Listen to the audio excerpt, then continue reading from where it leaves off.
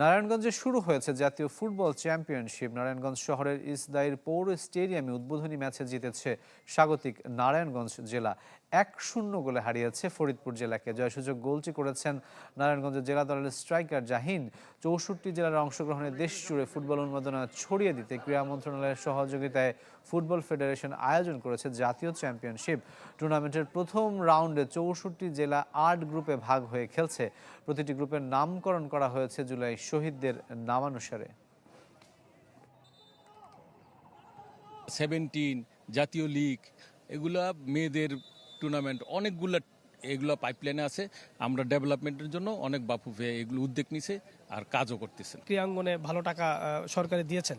DC সাহেব যদি সঠিকভাবে সেটা ডিস্ট্রিবিউট করেন এবং খেলাধুলার ক্ষেত্রে মাঠ সংস্কারের ক্ষেত্রে যদি সঠিকভাবে ডিস্ট্রিবিউট করেন, তাহলে আমার মনে হয় মাঠ এরকম আর থাকবে না।